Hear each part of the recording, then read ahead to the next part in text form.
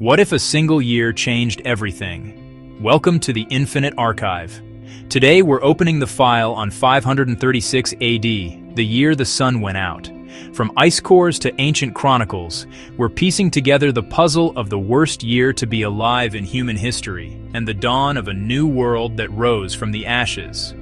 History is usually written in the ink of human ambition, conquest, and invention. The rise and fall of empires, the biographies of kings and generals, the birth of religions and philosophies.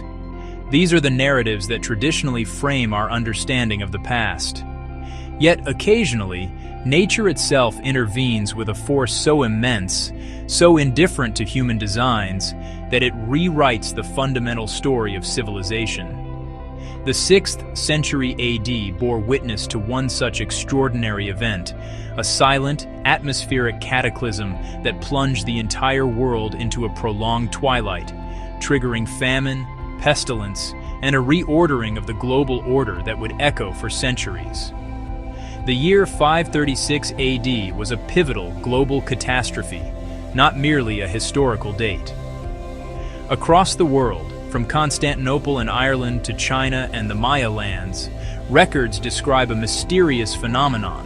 The sun grew pale and weak, its light dimmed, and its warmth faded, disrupting the seasons. Byzantine historian Procopius wrote of a sun that shone without brightness, like the moon, while Cassiodorus in Italy lamented a winter without storms and a summer without heat. This event was far more than a strange weather occurrence.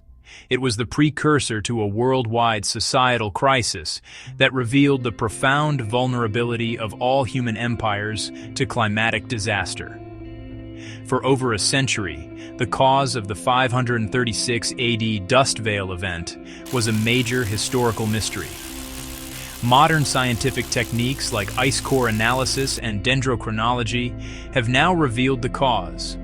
A series of massive volcanic eruptions that filled the stratosphere with ash and aerosols. This created a global veil that reflected sunlight, plunging the planet into a volcanic winter.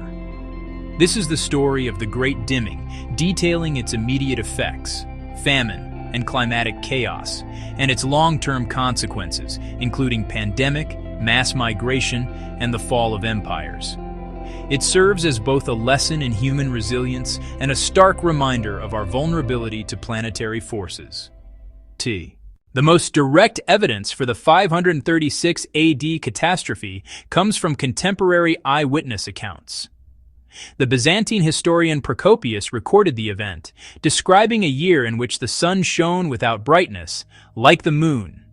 In a society where the sun symbolized divine and imperial order, this phenomenon was deeply unsettling and could be seen as a sign of lost celestial favor. In war-torn Italy, the scholar Cassiodorus provided a detailed and despairing account of the event. He described a year of eerie, broken seasons, a winter without storms, a spring without mildness, and a summer without heat. He noted the sun had a bluish hue, cast no shadows at noon, and its weakened state, typically seen in a brief eclipse, persisted for an entire year. Cassiodorus detailed the human cost, stating crops failed to ripen and the air became pestilential. His account reveals the disaster's chain reaction. A climate anomaly caused agricultural collapse, leading directly to famine and disease. This resulted in empty markets, widespread fear, and interpretations of the event as divine wrath, making the dim sun a symbol of profound existential crisis. The catastrophe was not confined to the Mediterranean. In distant Ireland, chronicles like the Annals of Ulster starkly recorded a failure of bread for several years. This simple phrase encapsulates the widespread famine, mortality, and societal collapse that defined the period. In China, the Northern Wei Court also recorded strange events, including summer frosts and yellow dust falling like snow. Chronicles described the sun and moon dimming and stars disappearing for months. The ruling class interpreted these phenomena through their mandate of heaven doctrine, viewing them as signs of divine disapproval of the emperor.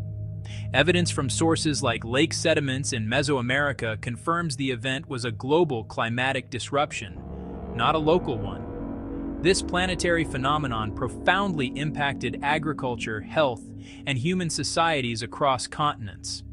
In Scandinavia, where written records are absent, archaeology reveals a sudden and dramatic collapse.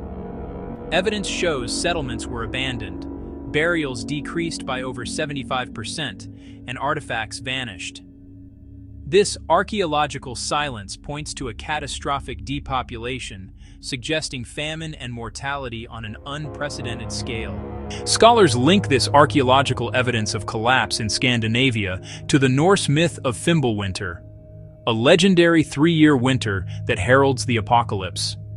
This suggests the myths preserve a collective memory of the real-life climate catastrophe, which had a devastating and lasting impact on the vulnerable populations of Northern Europe. For centuries, historical accounts of the dimming were considered mere anecdotes. However, late 20th century science provided proof through dendrochronology, or tree ring analysis. Trees worldwide show exceptionally narrow rings starting in 536, indicating a severe, prolonged shock to growth from cold, sunless conditions that lasted over a decade. The most conclusive evidence comes from ice core analysis. Ice layers from Greenland and Antarctica serve as frozen atmospheric archives, revealing massive spikes in sulfate concentrations around 536 and 540 AD. These sulfates are the direct chemical signature of large volcanic eruptions, confirming the catastrophe was caused by at least 2 major eruptions from different parts of the globe. Scientific consensus identifies the cause as a series of massive volcanic eruptions. The first, around 536 AD, likely occurred in the high northern latitudes, e.g., Iceland or Alaska, injecting vast amounts of ash and gas into the stratosphere. These particles spread globally, reflecting sunlight back into space and causing the climate to cool. Just as the planet showed signs of recovery, a second, more powerful eruption occurred in 540 AD. The prime suspect is El Salvador's Ilopango volcano, a cataclysmic event that devastated local Mayan communities. This eruption injected a massive amount of sulfur dioxide into the atmosphere, compounding the pollution from the first event and prolonging the global volcanic winter. A possible third eruption around 547 AD extended the cooling, creating a period known as the Late Antique Little Ice Age. The combined effect of these eruptions dropped Northern Hemisphere summer temperatures by 1.5–2.5 degrees Celsius. While this seems minor, it was catastrophic for ancient farmers, shortening growing seasons, causing summer frosts, disrupting rains, and setting the stage for a global disaster. The dimmed sun and volcanic winter caused an immediate, worldwide agricultural collapse. In Europe, grains like wheat and barley failed to ripen, leading to famine, the depletion of livestock, and mass starvation, as recorded in the Irish annals Failure of Bread. In China, summer frosts and yellow dust, possibly volcanic ash, devastated northern crops. Most catastrophically, the eruption of Ilopango volcano in Mesoamerica buried the Mayan heartland under a 50-meter thick layer of sterile ash, obliterating agriculture and forcing mass migration. This global crop failure triggered a universal famine. Grain prices soared, leading to desperate measures like eating grass and tree bark, and even cannibalism. As social bonds broke down, communities fought over scarce resources. Widespread malnutrition created a continent-wide tinderbox of weakened immune systems, primed for a devastating disease outbreak. In 541 AD, as societies reeled from years of famine, the final catastrophe struck: the bubonic plague. The pathogen, Yersinia pestis, likely endemic in Central Asian or African rodents, was possibly disturbed from its reservoirs by the preceding climate chaos. It then spread globally via black rats that infested the grain ships and trade networks of the Roman world. The malnourished populations were horrifically vulnerable to the plague, which spread with terrifying speed. Eyewitness Procopius described gruesome symptoms, with deaths in Constantinople reaching 10,000 per day, halting the city's functions. This was the plague of Justinian, the world's first recorded pandemic, which killed an estimated 25 to 50 million people across 3 continents. The synergy of death between volcanic famine and plague was devastating. The impact was catastrophic beyond demographics. The economy shattered as tax revenues vanished and the army was decimated, crippling the empire's military and administrative power. The psychological blow was profound, shaking the very foundations of societal order and faith.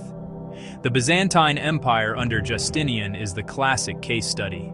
Justinian's dream of restoring the Roman Empire was within reach by 536, but the Great Dimming shattered it. The ensuing Gothic War in Italy became a decades-long war of attrition, as the land could no longer support armies. The famine and the plague of 541 decimated both his military and tax base. His reconquest became a Pyrrhic victory, leaving the empire a hollow, exhausted shell, its backbone broken by the cascade of disasters. To the east, the Sassanid Persian Empire was similarly weakened. Evidence points to crop failure and social unrest, with the dimmed sun representing a terrifying omen in Zoroastrian cosmology. This erosion of its agricultural and fiscal base left the empire fragile. This critical vulnerability, combined with a draining war against Byzantium, set the stage for its complete collapse in the 7th century against the armies of the Rashidun Caliphate, facilitating the rapid rise of Islam. In China, the ruling Northern Wei dynasty faced crisis from agricultural disaster caused by summer frost and atmospheric dust. Famine triggered popular unrest and massive southward migration, which fragmented political control and weakened the dynasty. This led to its overthrow and the splitting of the state, a period of disunion intensified by the global climate crisis that preceded eventual reunification under the Sui and Tang. Famine and collapse triggered major migrations that reshaped Eurasia. Slavic peoples moved into the depopulated Balkans, while climatic shifts in Central Asia likely pushed nomadic groups like the Avars westward, causing further displacement. Scandinavia's population crash may have set the stage for the later Viking Age, and the eruption of Ilopango forced massive refugee movements within Mesoamerica. These cascading movements illustrate the interconnectedness of the ancient world. A volcanic eruption could trigger political instability and migration on the other side of the globe, binding humanity in a web of cause and effect they could not see. Amidst the collapse, the Great Dimming also revealed remarkable human resilience through adaptation. Agriculturally, farmers likely selected hardier crops, with Europe shifting to localized subsistence farming and China expanding wet rice cultivation. Socially, the breakdown of large empires led to smaller, more manageable local governance and self-sufficient monastic communities that provided stability. Spiritually, people turned to faith, with surges in Christian apocalypticism and Buddhist teachings on impermanence, which offered frameworks to cope with the catastrophe and find meaning in the suffering. By the climate's recovery around 1660 AD, the world was remade. The unified Roman Mediterranean was gone, replaced by a divided landscape of a shrunken Byzantium, a Catholic West, and the rising Islamic world. China eventually reunified under the brilliant Tang dynasty, but Europe's center had shifted north to new Frankish and Slavic kingdoms. The demographic collapse even began to alter feudal labor relations.